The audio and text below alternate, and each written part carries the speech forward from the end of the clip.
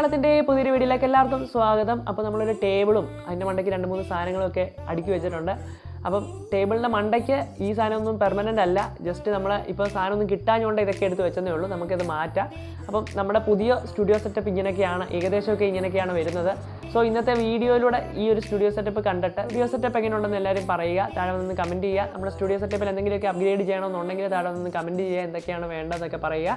അപ്പം അതനുസരിച്ചിട്ട് നമ്മുടെ ബഡ്ജറ്റ് വരുന്നതിനനുസരിച്ചിട്ട് നമുക്ക് ഓരോ സാധനങ്ങൾ കൊണ്ടുവരാവുന്നതാണ്. അപ്പം ഇതാണ് നമ്മുടെ ഏകദേശമുള്ള ഒരു ബീറ്റ വെർഷൻ സ്റ്റുഡിയോ എന്ന് പറയുന്നത്. അപ്പോൾ ഇന്നത്തെ വീഡിയോയിലൂടെ യൂട്യൂബിൻ്റെ ഒരു സെർവർ ഇഷ്യൂവിനെ കുറിച്ചിട്ടാണ് പറയുന്നത്. സോ വീഡിയോ മുഴുവനായിട്ട് കാണുക. വീഡിയോ മുഴുവനായിട്ട് കണ്ടു കഴിഞ്ഞാൽ യൂട്യൂബിൻ്റെ സെർവർ ഇഷ്യൂവിനെ കുറിച്ചിട്ട് അറിയാൻ സാധിക്കും. സോ വലുതായിട്ട് വലിച്ചൊന്നും നീട്ടുന്നില്ല, വളരെ എളുപ്പത്തിൽ തന്നെ ഈ കാര്യം പറഞ്ഞിട്ട് നമുക്ക് വൈൻഡപ്പ് ചെയ്യാം. അപ്പോൾ വീഡിയോയിലേക്ക് കടക്കുന്നതിന് മുമ്പ് നമ്മുടെ ചാനൽ ആദ്യമായിട്ട് കാണുന്നവർ ചാനലിലൂടെ ചെയ്യുക ചെയ്യുക. അടുത്തുള്ള ബെല്ലൈക്കൻ കൂടി എനേബിൾ ചെയ്താൽ ഞാൻ വീഡിയോസുകൾ അപ്ലോഡ് ചെയ്യുമ്പോൾ തന്നെ നിങ്ങളുടെ ഫോണിൽ നോട്ടിഫിക്കേഷനായിട്ട് വരുന്നതായിരിക്കും. ഏകദേശം 1-1.5 ദിവസമായിട്ട് പലരും മെസ്സേജ് അയച്ചും കമൻറ്റ് ചെയ്തുമൊക്കെ ചോദിക്കുന്ന ഒരു കാര്യമാണ്, അവരുടെ ചാനലിലെ സബ്സ്ക്രൈബർ കൂടുന്നില്ല, അല്ലെങ്കിൽ അവരുടെ ചാനലിലെ എബൌട്ട് സെക്ഷനിൽ പോയി കഴിഞ്ഞാൽ വ്യൂസ് കൂടുന്നില്ല, ഇതെന്താണെന്ന് ചോദിക്കുന്നുണ്ട്. അപ്പോൾ തന്നെ ഞാൻ എല്ലാവരോടും പറഞ്ഞൊരു കാര്യമാണ്, എന്തെങ്കിലും സെർവർ ഇഷ്യൂ ആയിരിക്കും.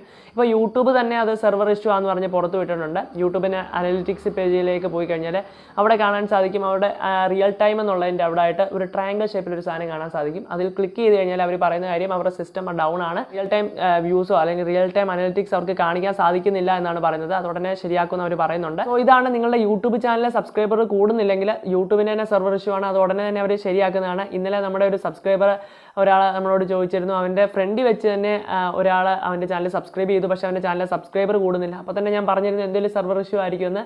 അപ്പം യൂട്യൂബ് ഇന്നാണ് അത് എല്ലാവരോടും പറഞ്ഞത്. സോ എല്ലാവർക്കും ഈ ഒരു ഇൻഫർമേഷൻ ഉപകാരപ്രദമായെന്ന് വിശ്വസിക്കുന്നു. ഉടനെ തന്നെ യൂട്യൂബിൻ്റെ സെർവർ ഇഷ്യൂ വരെ പരിഹരിച്ച് തരുന്നതായിരിക്കും.